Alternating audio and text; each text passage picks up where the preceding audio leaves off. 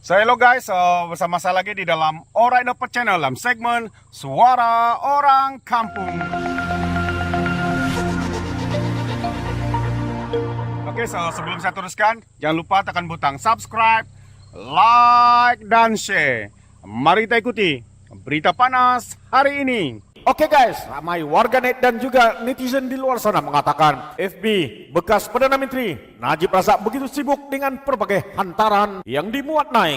Antaranya, Muhyiddin bakal bekerja sama lagi dengan Pakatan Harapan antara yang dilontarkan oleh tentara cyber ataupun para admin kepada Facebook Najib Razak. Namun rata-rata warganet dan juga netizen di luar sana mengatakan tujuan semua apa yang dimuat naik di dalam Facebook Najib Razak adalah hanya untuk memesongkan berita buruk hari ini mengenai kes istrinya Rosma yang gagal percobaan kedua.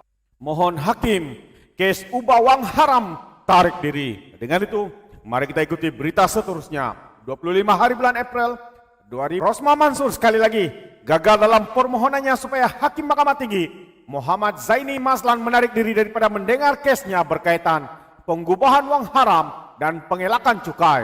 Ini adalah kali kedua istri bekas Perdana Menteri Najib Razak memfailkan permohonan selepas Zaini yang juga merupakan hakim bagi kes hybrid solar melibatkan Rosma menolak permohonan Rosma yang dibuat pada 14 Desember bagi beliau menarik diri daripada mendengar kes berkenaan. Zaini dalam menolak permohonan Rosma itu berkata, permohonan kedua ini adalah berdasarkan kepada asas yang sama dengan permohonan yang pertama, yaitu beliau juga merupakan hakim yang membicarakan kes perbicaraan hybrid solar Rosma. Hakim itu berkata bagaimanapun pemohon, Rosma kini telah memohon untuk memasukkan dua lagi kes yang beliau kendalikan, yaitu kes pelucutan 1MDB Development Berhad 1MDB di mana pemohon adalah salah seorang responden, dan kes audit 1MDB. Katanya apa yang pemohon lakukan dengan memasukkan dua kes tambahan itu hanya menambahkan warna pada permohonannya. Bagaimanapun pada asasnya sama seperti alasan yang dikemukakan pada permohonan pertama, karena ia berkaitan kepada penglibatan dan keputusan yang saya buat dalam kes-kes ini. Tambahnya lagi, saya perlu tambah bahwa saya bingung apabila pemohon telah menyebut kes pelucutan 1MDB dan kes audit 1MDB dalam permohonannya. Dalam kes pelucutan 1MDB, saya telah menolak permohonan pendakwaan untuk melucutkan harta miliknya. Kes audit 1MDB sebaliknya tidak berkaitan dengan pemohon langsung. Saya berpandangan bahwa pemohon perlu dihentikan daripada mengemukakan permohonan lagi untuk penarikan diri hakim. Doktrin res judicata terpakai dalam permohonan kedua ini, katanya. Zaini berkata hujah-hujah awal yang telah dikemukakan oleh pemohon dalam kes pelucutan 1MDB dan kes audit 1MDB boleh dilihat semula dalam permohonan pertama karena ia berada dalam pengetahuan permohon pada ketika permohonan pertama dibuat. Kepentingan awam menuntut bahwa mesti ada penamat kepada litigasi dan pihak-pihak berkenaan tidak seharusnya dibenarkan untuk membuat litigasi terhadap isu yang sama berulang kali. Maka dengan ini permohonan pemohon adalah ditolak, katanya. Bagaimanapun, Zaini membenarkan permohonan peguam Rosma Firuz Husin Ahmad Jamaluddin untuk menangguhkan perbicaraan kes pengubahan wang haram yang pada asalnya telah ditetapkan pada Rabu 27 April sementara menunggu penyelesaian rayuan Rosma mengenai keputusan hari ini di Mahkamah Rayuan.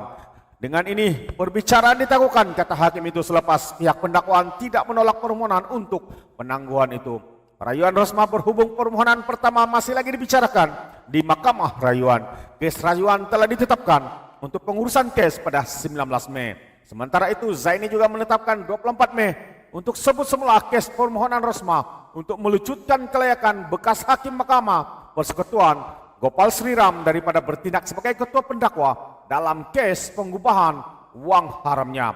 Rosma 70 berdepan 12 pertuduhan pengubahan wang haram berjumlah Rm7.097.750 juta serta 5 pertuduhan gagal mengisytihar pendapatannya kepada lembaga hasil dalam negeri LHDN. Perbuatan itu didakwa dilakukan di Avian Bank Berhad, cawangan bangunan Geta Asli, Jalan Ampang di sini antara 4 Desember 2013 dan 8 Jun 2017 dan di LHDN Kompleks Bangunan Kerajaan, Jalan Tuanku Abdul Halim di sini dari 1 Mei 2014 hingga 1 Mei 2018. Jadi saudara dan saudari Ini adalah apa yang berlaku pada hari ini, 25 April, yang menyatakan sekali lagi Rosmah gagal dalam percobaan kedua untuk mohon hakim kes ubah wang haram menarik diri menjadi hakim kepada kes yang dihadapinya ini. Namun apa yang kita lihat, suaminya begitu reak di Facebooknya untuk memesongkan cerita yang mana istrinya gagal dalam percobaan kedua ini. Jadi saudara dan saudari, pikirkan dan sekali lagi, terima kasih kerana mendengar dan menonton video ini.